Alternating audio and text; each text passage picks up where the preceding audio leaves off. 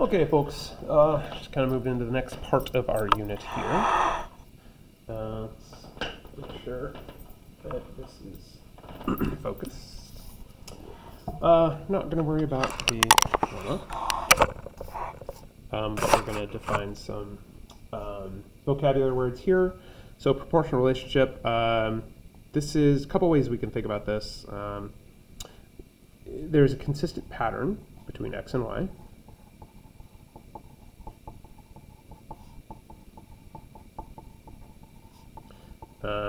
So like if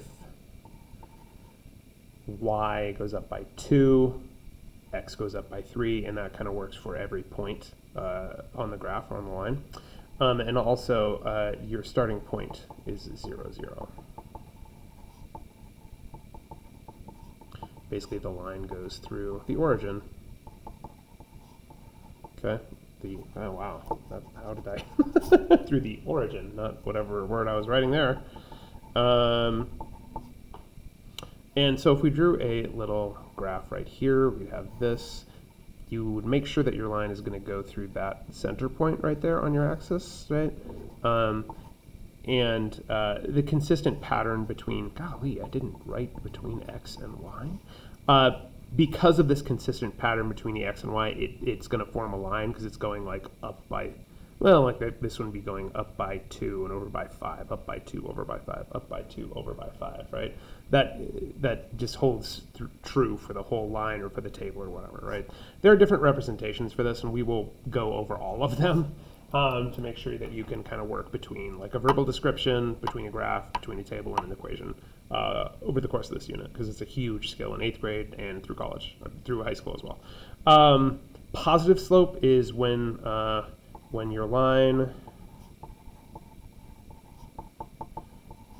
goes up. Okay. You can think about it. Again, we're going to have, right? Okay, it's going up from left to right. Okay.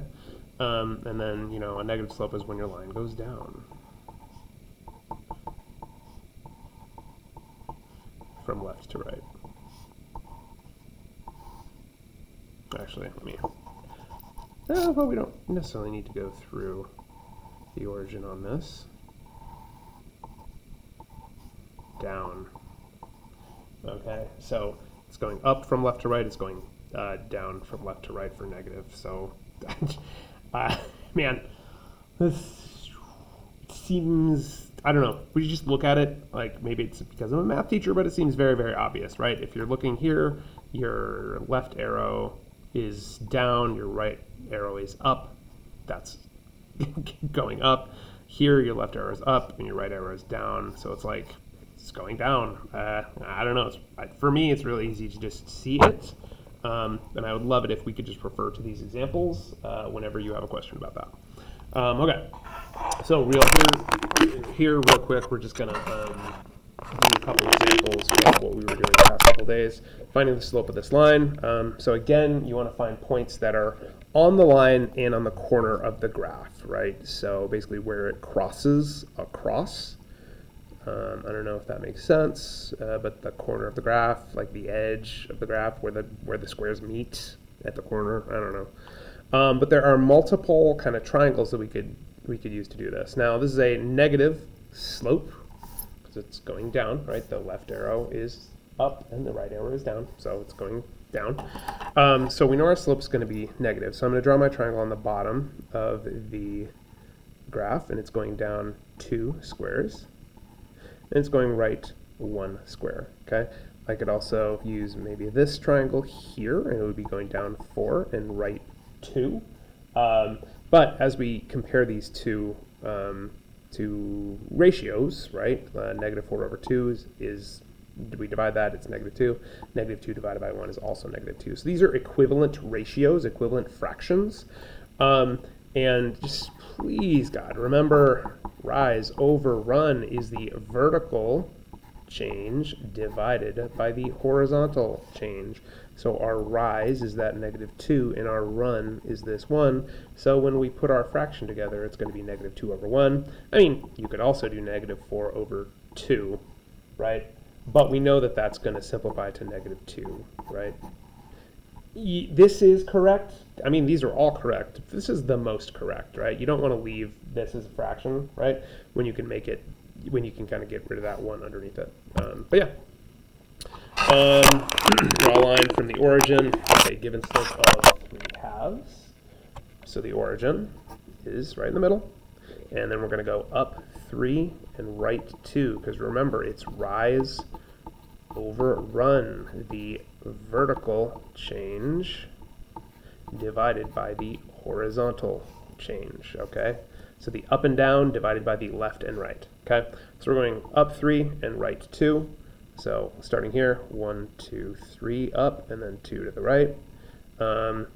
2 lines is technically all you need to graph, or 2 points is technically all you need to graph, but I'm going to give it one more. I'm going to reverse it by going down 3 and left 2. That way I have 3 points, and my line will be a little bit straighter than if I just had 2 when I am drawing it. Please use a straight edge when you're drawing these lines. We're in 8th grade now.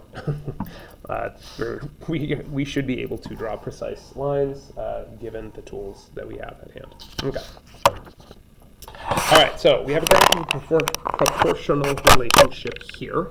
Okay, I am telling you it is proportional, but we have to figure out how we know it's proportional, right? And if we go back to our vocab here, we have a consistent pattern between x and y, which makes it linear, makes it a line, and our starting point is through the origin. Okay, so we can see that it is a line just by looking at it, and we can see that it goes through 0, 0. So first bullet point right there, we know this is proportional. This relationship is proportional.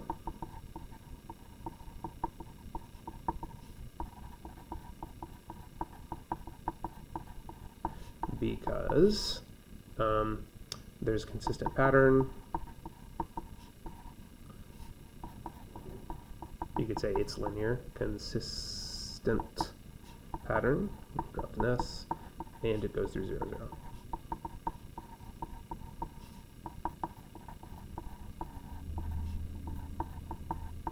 Okay, so that's how we know it's proportional. Basically, that's going to be the reason, right? You could say there's a consistent pattern. You could say it is linear. It goes through 0, 0. It goes through the origin. Its starting point is the origin. Its y-intercept is the origin. We haven't talked about y-intercept necessarily, but that will definitely be in this unit later. So what is the slope of this line? Well, we just literally did this, okay? So we got 2 points right here. I've been nice and given them to you. So we're going to count up and we're going to count over. Okay, so I'm going to make my triangle. Since this is a positive relationship, I make my triangle on the top and then I count up. 1, 2, 3, 4, 5, 6, 7. Okay, it's 7 boxes, right? But also remember, your starting point is always 0. You don't start at 1 when you count, okay? And then here we're going 0, 1, 2, 3, 4. So remember, it's rise over run. So what is the slope of this line? The slope of the line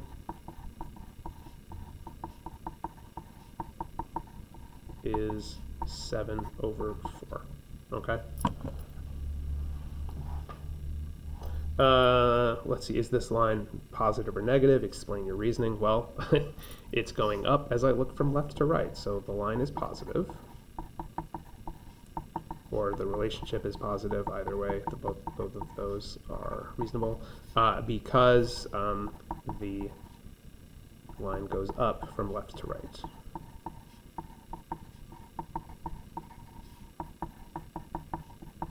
Honestly, let's add that into our definition. When your line goes up from left to right. When your line goes down from left to right. Okay, because that's how we read, right? In Western societies, we read from right to left, right? We don't read from right, we read from left to right, not from right to left. So it follows that pattern, that you do when you are reading something. Write an equation for this graph in terms of y. Okay, so all of these relationships are gonna basically follow this pattern, okay? We've already talked about how the variable for slope is m, so this is our relationship. This is our equation, okay? The y value is going to be equal to the slope of the graph multiplied by our x value, okay? So we know our slope is 7/4, so we take that 7/4 and put it in for the x, okay? You could look at it in terms of basically from the perspective of the x axis and say x equals. However, we're not going to do that. All of our equations from this point forward, when we're talking about lines, are going to be y equals. Yeah, up to well, there will be a different form of it as well. But for a long, long time, they're going to follow the pattern of y equals mx. Y equals our slope times the value of the x. So that equation is going to be y equals 7/4 x. Okay, so we know our slope is 7/4. Okay, we've got our positive graph right here. It looks pretty steep. We know it's steeper because the number on top of the fraction is bigger than the number on the bottom of the fraction. Okay, that's kind of how you judge the steepness of a line. Basically, if the number on top is bigger than the number on the bottom, it is more steep, and if it's the reverse, it's less steep. Okay, now when we get to number 4 here, using this new graph, can we graph the relationship from problem 3 here? Which graph looks steeper, graph 1 or 2, and then why do we use numbers to talk about slope rather than what a graph looks like? And this kind of goes back to how you can tell by numbers how steep a graph is, okay?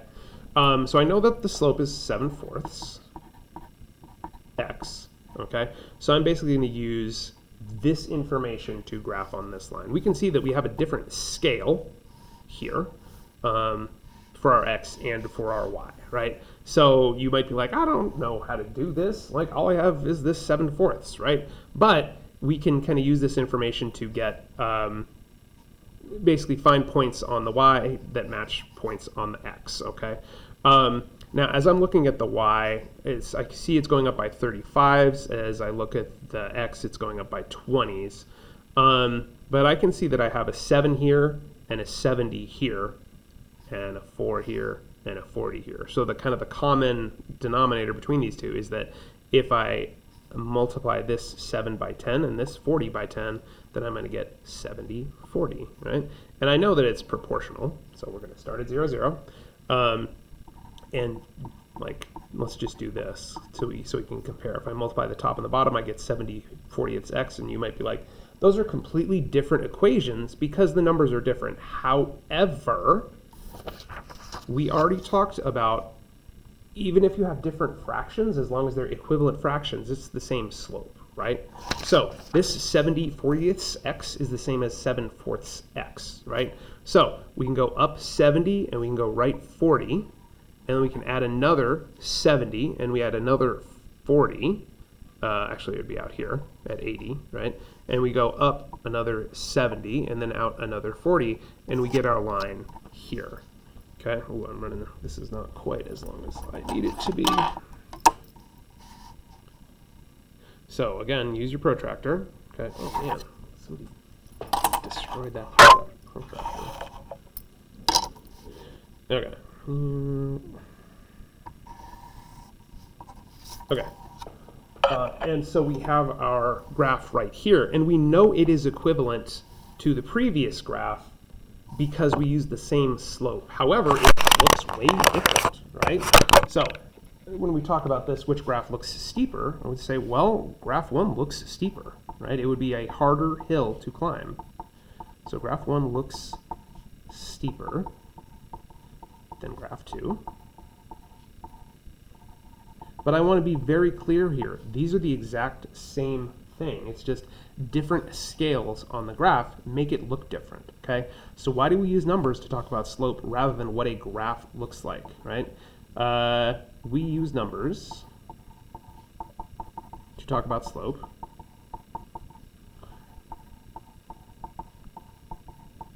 because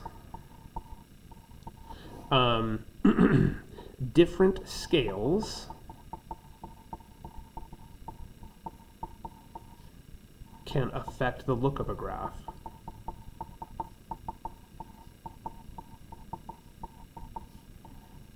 of a graph.